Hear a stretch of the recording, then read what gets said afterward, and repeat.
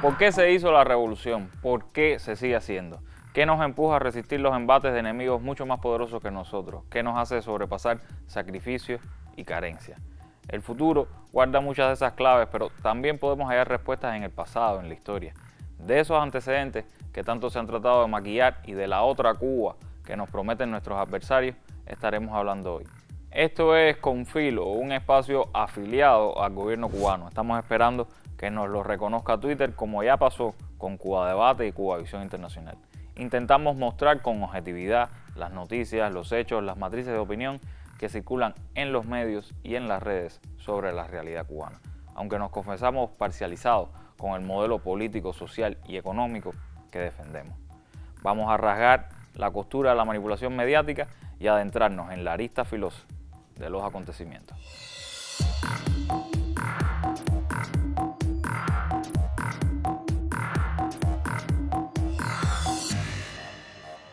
Circula en estados de WhatsApp y publicaciones de Facebook una lista de curiosidades sobre Cuba que está plagada de errores y datos un tanto alejados de la verdad. Por ejemplo, cuando se dice que en Cuba se decretó por primera vez en Iberoamérica la jornada laboral de 8 horas y el salario mínimo, pero en el año 1937, cuando en realidad estas fueron medidas tomadas por el gobierno de los 100 días en 1933, con el revolucionario socialista Antonio Guitera como mayor impulsor, odiado y mandado a matar por Fulgencio Batista. O cuando se dice que en la década del 50 teníamos el mayor consumo de carne per cápita de la región, cuando es harto conocido por una encuesta realizada en los años 1956 y 1957 por la Agrupación Católica Universitaria, que de la población rural solo el 4% mencionaba la carne como parte de su dieta regular. 91% de esas personas se hallaba en estado de desnutrición o malnutrición. La lista también pasa por alto algunos detalles importantes. Menciona así que Arnaldo Tamayo fue el primer latinoamericano en viajar al espacio, lo cual es cierto, como es cierto que tenemos una de las mejores escuelas de ballet del mundo y que somos el país de la región con más medallas olímpicas. Lo que la lista no menciona es que todo eso se logró con la revolución. Son de las curiosidades a las que alguien decidió no ponerle fecha al lado. ¿Para qué? Eso mete ruido. Además, la lista se enreda un poco con las fechas, como cuando dice que el Riviera se construyó en 1951, cuando en realidad se terminó en 1957. Y sí, fue de los primeros con aire acondicionado central, pero también tuvo como dueño original a un connotado mafioso estadounidense, Meyer Lansky.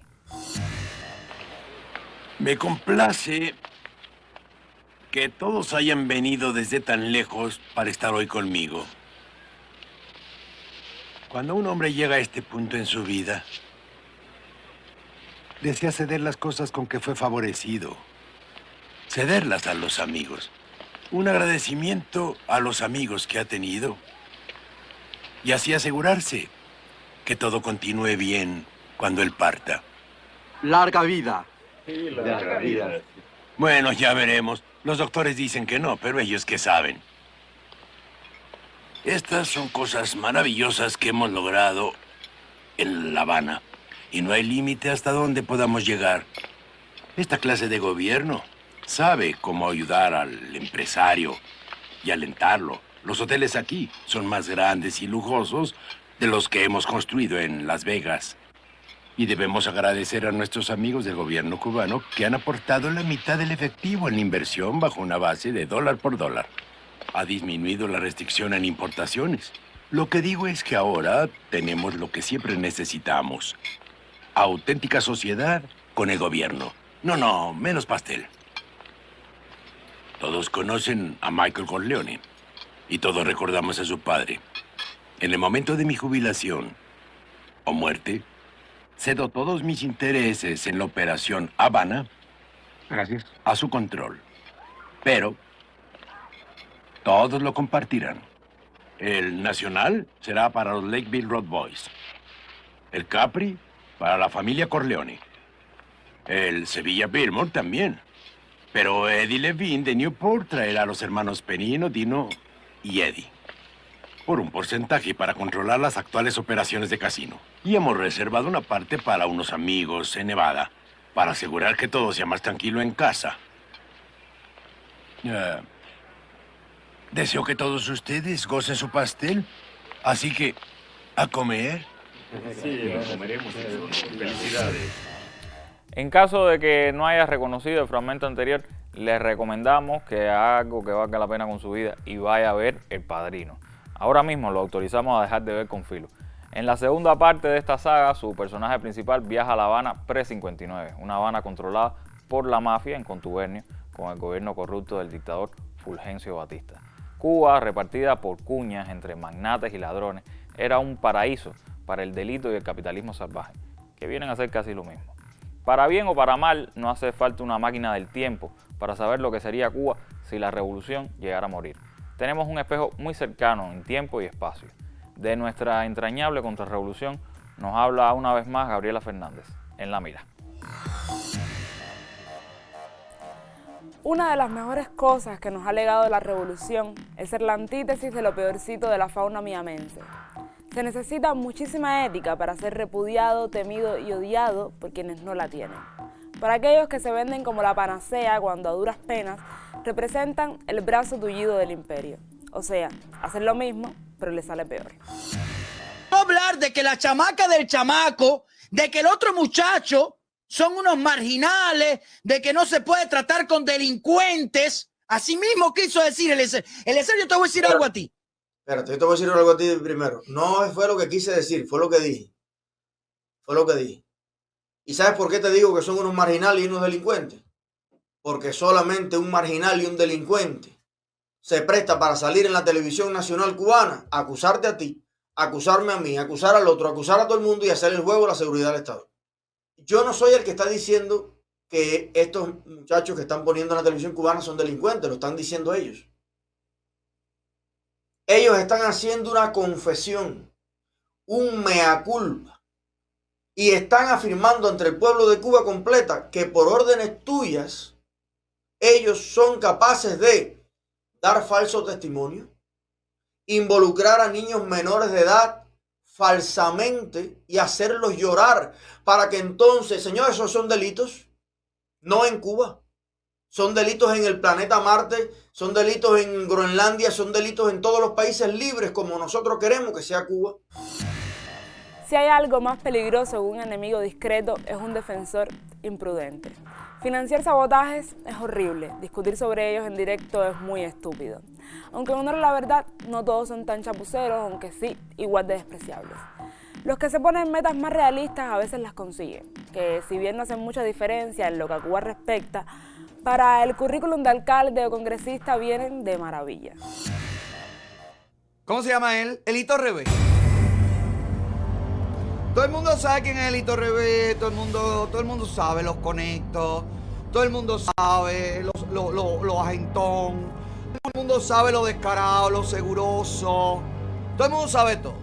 Todo el mundo sabe que él, junto con el Tosco, junto con Formel, han sido siempre figuras protegidas por la dictadura. Ya el Tosco se fue el Baé. Puedo decir con total seguridad que hemos conseguido que bajen del concierto a Elito Rebé a cantarle a los comunistas. Ahora el ensayo fue tiempo perdido. Ahora el ensayo que le sirva a Rebé para recordar cuando pensaba que iba a cantar aquí. Señores, mientras estemos, mientras podamos, mientras respiremos, no va a cantar un comunista.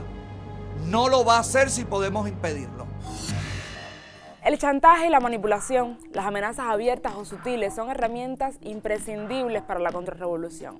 Hasta en el Senado se usan esas tácticas para entrometerse deliberadamente en las políticas internas de la nación soberana que les dé a ellos su soberana gana, como sucedió recientemente con Colombia. Esta revolución se hizo con el objetivo de no gustarle a ellos, ni a probatistianos ni a anexionistas. Preocupémonos el día en que no seamos la pesadilla de quienes pretenden arrebatarnos los sueños. Por ahora, que ladren. Nos vemos en La Mira. Para que Cuba no caiga en manos de personajes como estos, también se hace la revolución. Pero sus razones originales estaban muy claras. La miseria y el oprobio ya eran intolerables. Si Cuba vivía en la opulencia antes de 1959, como a veces nos quieren hacer ver en las redes digitales, ¿cómo fue que triunfó Fidel y el movimiento 26 de julio? ¿Por arte de magia? ¿Por qué la gente apoyó y sigue apoyando mayoritariamente al proceso revolucionario? En el libro ¿Por qué la Revolución Cubana?, de la editorial Capitán San Luis, que les recomendamos encarecidamente, se explican algunas de esas razones originales. La historia también sirve para eso, para que no nos vendan humo. Y es precisamente un historiador, Elías Ramírez, quien accedió a hablarnos un poco más sobre esa fábula mediática que se trata de vender hoy por la internet, la de una Cuba capitalista, próspera y maravillosa. Bueno, en primer lugar, un saludo para los amigos de Confir. Y bueno, sobre el tema planteado, tenemos que empezar diciendo que efectivamente la guerra cultural contra Cuba no solo se implementa con relación a nuestro presente, sino que hay una guerra cultural muy marcada también con nuestro pasado. Y quizás en los temas más recurrentes, los temas ya que pudiéramos decir gastados en esa manipulación, en esa tergiversación de la historia de Cuba, tiene que ver con la manera en que se trata de presentar la Cuba de antes de 1959. Es decir, la Cuba de los años 50, la Cuba de la dictadura sangrienta de Fulgencio Batista. Y bueno, nos encontramos audiovisuales, nos encontramos publicaciones donde se trata de presentar esa Habana, sobre todo, ¿no? Una Habana luminosa, las luces de neón, y realmente la realidad es totalmente diferente de lo que acontecía en Cuba, que hizo necesario precisamente por eso una revolución profunda, auténtica. En primer lugar, Batista rompió con el orden constitucional de la isla al dar un golpe de Estado. El desarrollo, digamos, en la ciudad de La Habana es un desarrollo muy limitado a sectores, por supuesto, pudientes, burgueses, donde la isla prácticamente ayer estaba en la más profunda miseria. Y no es que lo digamos nosotros hoy desde como historiadores, a partir de las investigaciones que hemos hecho, sino que están los mismos documentos de la época, por ejemplo, el censo que hizo la Iglesia Católica en aquellos años. Es interesante decir que el presidente de los Estados Unidos, el propio John F. Kennedy, en agosto de 1960, en medio de la campaña electoral frente a Nixon en Cincinnati, hizo una radiografía, quizás de las más profundas que hayamos leído sobre lo que era aquella Cuba de los años 50, y califica incluso a la dictadura de Batista como una de las dictaduras más sangrientas de la larga represión latinoamericana. Y como Estados Unidos, lejos de apoyar al pueblo cubano, lo que hizo fue darle la espalda al pueblo cubano y apoyar a esta dictadura. Y bueno, en aquellos momentos los jóvenes prácticamente amanecían en las calles, asesinados, se violaban los derechos humanos, se practicaba la tortura, el crimen político, y realmente no había la más mínima libertad. A la Cuba de Meyer Lansky y Batista, a la Cuba que sería patio de recreo de personajes iguales o peores que Marco Rubio, Bob Menéndez o Gutiérrez Boroná, a la Cuba donde se coronarían seres abyectos como los que vomitan odio en YouTube y Facebook, a esa Cuba no vamos a regresar. Y no, la Cuba de hoy no es la que queremos, no es perfecta, no se acerca a lo que soñamos. Es una Cuba donde se cometen errores, donde hay burocratismos inexplicables y mediocres que debemos extirpar como tumores cancerígenos de nuestras instituciones. Hay inequidades por borrar y enemigos externos e internos que nos hacen mucho daño.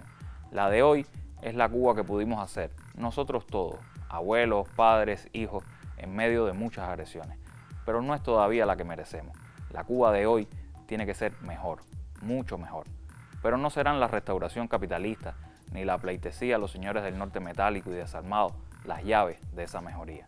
La clave de hoy es la respuesta que dimos ayer. Más revolución, más socialismo. Para atrás, ni para coger impulso.